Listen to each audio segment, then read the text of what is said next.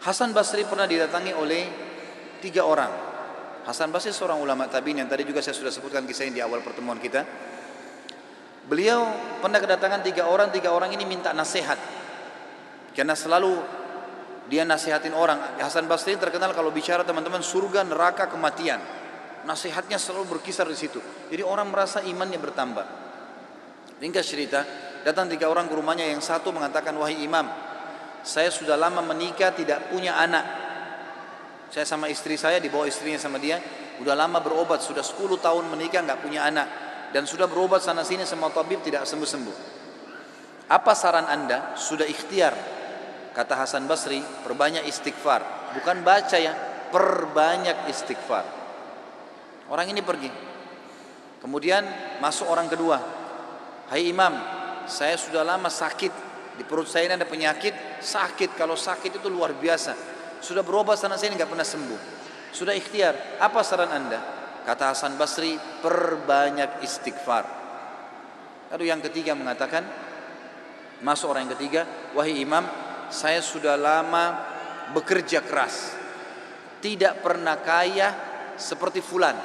Ditunjuk orang kaya di kampung itu. Maka saran anda apa? Dia bilang perbanyak istighfar. Perbanyak istighfar. Maka pada saat itu teman-teman sekalian, waktu sudah pulang semua, istri Hasan Basri tanya, kenapa tadi 3 orang ini pulang semua? Ada beberapa athar menyebutkan murid-muridnya yang bertanya, gitu kan? Kenapa anda cuma mengatakan istighfar?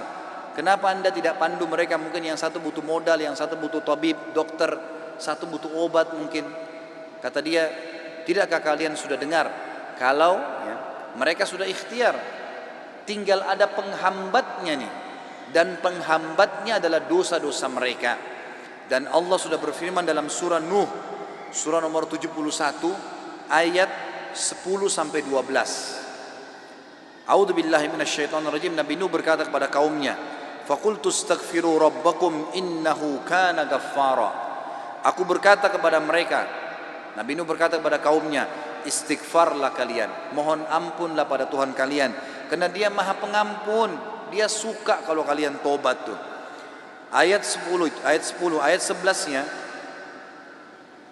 yursilis sama alaikum midrara. Mereka atau pasti Allah akan turunkan dari langit hujan yang lebat. Dan kita tahu hujan adalah sumber kehidupan manusia. Makna letterletnya, makna tadabburnya adalah, makna tafsirnya, Dia akan turunkan dari langit rezeki-rezeki yang midrar. Midrar itu bertubi-tubi.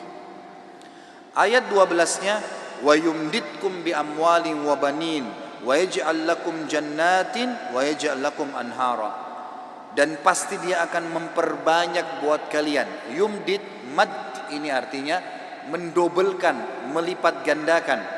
Dan pasti Dia akan melipat gandakan, menambahkan buat kalian keturunan, harta-harta, amwal dan keturunan, serta Dia akan melebatkan kebun-kebun kalian dan akan memperbanyak sungai-sungai kalian, sumber air kalian. Imam Ahmad rahimahullah pernah didatangi teman-teman sekalian oleh seseorang. Maaf, Imam Ahmad pernah di akhir hidupnya, ini kalau teman-teman yang pernah dengar kisahnya, maaf saya ulangi karena memang berhubungan dengan poin ini. Pernah Imam Ahmad rahimahullah di akhir hidupnya dia tidak tahu kenapa dia harus mendatangi sebuah tempat. Lalu kemudian dia pergilah ke sana. Setelah dia tiba di kota itu, tiba waktu maghrib, dia masuk ke sebuah masjid, lalu dia sholat maghrib. Habis maghrib beliau duduk rahimahullah dengan membaca Al-Quran. Imam Ahmad ini kalau nggak salah meninggal tahun 240-an. Satu dari 4 imam madhab ya. Imam Ahmad rahimahullah masuk ke masjid, kemudian beliau duduk sholat maghrib, duduk mengaji sampai isya. Beliau sholat isya berjamaah. Karena tidak tahu kenapa datang ke kota itu. Lalu kemudian beliau ingin istirahat. Habis sholat ba'diyah isya, orang-orang semua pada bubar. Imam Ahmad ke sudut masjid, lalu dia baring. Marbot masjidnya datang, tanya, wahai imam, wahai syekh. Syekh ini dalam bahasa Arab bisa berarti orang tua, orang kaya, atau orang pintar. Ya, bisa 3 artinya. Kebetulan Imam Ahmad dipanggil syekh di sini maksudnya adalah orang tua. Hai syekh, hai orang tua gitu ya. Kenapa anda di sini? Kata Imam Ahmad, saya mau istirahat, saya musafir, nggak ada kenalan. Kata dia tidak bisa di masjid. Anda harus keluar dari masjid. Lalu kemudian disuruh keluar. Kata Imam Ahmad, saya didorong-dorong dari masjid, keluar dari masjid. Begitu keluar dari masjid, marbot masjidnya kunci masjid. Kemudian Imam Ahmad dia sudah pergi. Imam Ahmad baring di teras masjid. Marbotnya kembali lagi. Lalu mengatakan, wahai Syekh, ngapain di sini? Dia bilang seperti saya bilang, saya musafir, saya butuh istirahat. Ya. Kata marbotnya nggak bisa. Ini masjid, peraturan nggak boleh duduk di sini. Lalu kemudian didorong-dorong Imam Ahmad sampai ke jalanan. Di sebelah masjid ada satu orang penjual roti. Penjual roti ini lihat kejadian tersebut, lalu dia mengatakan, hai Syekh, dipanggil Imam Ahmad, orang tua gitu ya, kesinilah, ada tempat saya. Datanglah dia, Imam Ahmad. Lalu Imam Ahmad berkata, orang itu berkata, ini tempat saya usaha jual roti. Di belakang saya jual roti ini ada kamar saya biasa istirahat. Rumah saya tidak jauh dari sini. Anda boleh istirahat. Besok pagi Anda boleh pergi. Dia bilang baik, jazakallah khair. Imam Ahmad duduk. Imam Ahmad ini karena zaman dulu nggak ada foto, orang nggak tahu wajahnya orang, cuma kenal nama. Nggak kita sekarang bisa lihat fotonya, bisa tahu orangnya gitu. Imam Ahmad bilang ada satu kegiatan orang ini yang unik. Setiap kali orang ini pecahin telur, ambil gandum, ya, tepung, kemudian taruh garam, diaduk, selalu astagfirullah wa atubu ilaih, astagfirullah wa atubu ilaih, terus astagfirullah wa atubu ilaih, terus dia mengucapkan itu. Maka yang terjadi adalah Imam Ahmad bertanya, berapa lama kau amalkan ini? Sudah berapa lama kau amalkan? Kebetulan Imam Ahmad ini di akhir hidupnya ya, sudah sangat tua. Orang ini juga seumur Imam Ahmad. Dia bilang sudah lama, dari saya masih muda. Kata Imam Ahmad, apa hasilnya istighfarmu ini? Dia bilang semua yang saya minta sama Allah dikabulkan. Apa saja? Belum pernah saya minta sama Allah nggak dikabulkan. Tinggal satu yang sudah bertahun-tahun saya minta belum Allah kasih. Kata Imam Ahmad, apa itu?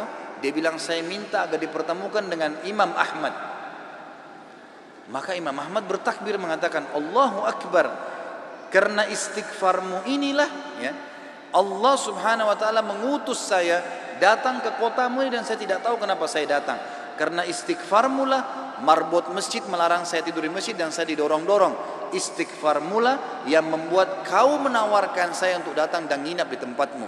Saya Ahmad bin Hanbal. Allah Azza wa Jal datangkan Imam Ahmad ke rumahnya karena istighfarnya. Ini luar biasa. Kisah seorang ibu yang berada di wilayah Kashmir.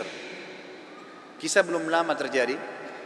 Ibu ini rupanya punya, kalau saya tidak salah cucu atau ada anaknya perempuan, kena penyakit tulang, sakit. Ibu ini selalu berdoa kepada Allah SWT sambil beristighfar karena dia sudah bawa ke dokter di sekitar rumah situ, di sekitar kampungnya tidak ada, gitu kan? Tidak ada yang bisa tanganin. Mereka cuma bilang ada satu dokter ya yang mampu menangani ini, tapi di India. Dia di India dan dokter itu Muslim, ahli spesialis tulang. Cuma dia yang bisa.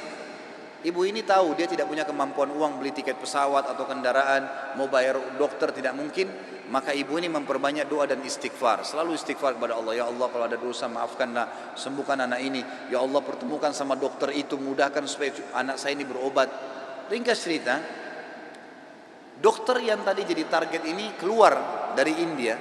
Ada acara, dia naik pesawat melewatin wilayah Kashmir tadi itu. Tiba-tiba pilotnya bilang, pesawat ini badai, lagi hujan deras, tidak bisa pesawat lanjut nih, harus turun di wilayah itu. Turunlah pesawat itu. Begitu turun, tiba di bandara, kata dokternya, saya harus, ini ada seminar, saya harus hadiri. Berapa jauh dari sini? Orang itu bilang target Anda sekitar 4 jam dari sini. Kata dokter, baik, saya mau sewa mobil. Ya, masih bisa keburu, gitu kan? Masih sekitar 6-5 jam lagi acaranya, 5-6 jam lagi. Begitu dia sewa mobil, jalan sedikit dari bandara, ternyata ya, hujan makin keras. Kata supirnya nggak bisa kita jalan. Kalau jalan ini paksanya bisa kita dihancurin oleh badai. Kata dokternya baiklah kita istirahat. Mampir di pinggir, mampir ke sebuah rumah. Rumah itu rumah tua, rumah kayu. Lalu tabibnya ini, dokternya ini naik ke rumah itu, berteduh, ketuk-ketuk, ucapin salam, dijawab waalaikumsalam. Keluarlah seorang ibu. Lalu kemudian dokter ini bilang, maaf, kami ini musafir, hujan lebat, bisa berteduh di sini? Kata ibunya, silahkan. Lalu ibunya itu mengambilkan minuman, dihidangkan minuman. Waktu sementara duduk di ruang tamu, anak perempuan si ibu ini lagi nangis-nangis kesakitan tulangnya. Ini ibu yang tadi sakit tulang. Ini dokter yang jadi target sampai di rumahnya. Lalu kemudian Dia berkata Tabib ini, kenapa anaknya ibu? Dia bilang sakit tulang. Kenapa kok sakit? Kenapa nggak dibawa ke dokter? Sudah. Tapi kata dokter semua tidak bisa sembuh. Dan dokter yang bisa tangani cuma seorang dokter di India namanya Fulan. Disebutkan namanya dokter ini. Dokternya tiba-tiba nangis lalu berkata, segala puji bagi Allah subhanallah yang telah mendatangkan saya ke rumah ibu. Saya ini dokter yang ibu sedang targetkan. Allah datangkan dokter itu ke rumahnya justru karena istighfarnya, karena doanya kepada Allah SWT. Tidak pakai biaya, malah dokter itu biayai gratis dan datang ke rumahnya. Seperti itu, dan banyak ribuan kisah begini teman-teman sekalian yang berhubungan dengan istighfar.